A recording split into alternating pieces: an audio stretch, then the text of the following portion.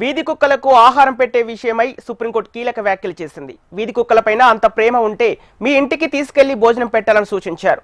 వీధి కుక్కలకు ఆహారం పెడుతుంటే స్థానికులు వేధిస్తున్నారని నోయిడాకు చెందిన ఓ వ్యక్తి అలహాబాద్ హైకోర్టును ఆశ్రయించారు.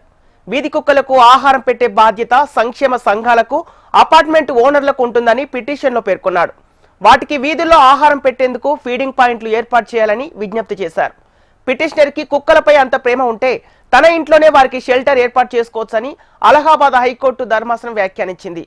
అలహాబాద్ హైకోర్టు తీర్పును సవాల్ చేస్తూ సుప్రీంకోర్టుకు పిటిషనర్ వెళ్లింది. అలహాబాద్ హైకోర్టు ఇచ్చిన తీర్పును సమర్థించింది.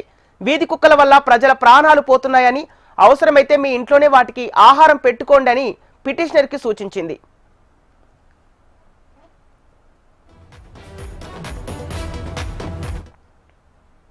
దీనికి సంబంధించిన పూర్తి డీటెయిల్స్ మా ఢిల్లీ ప్రతినిధి రామకృష్ణ అందిస్తారు. రామకృష్ణ, అంటే వీధి కుక్కలకు ఆహారం పెట్టే విషయంలో సుప్రీంకోర్టు వ్యాఖ్యలు చేయడం వెనుక కారణం ఏంటి?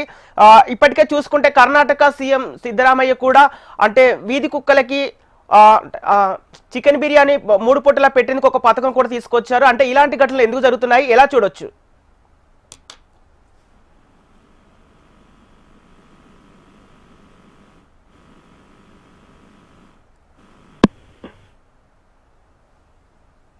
రామకృష్ణ.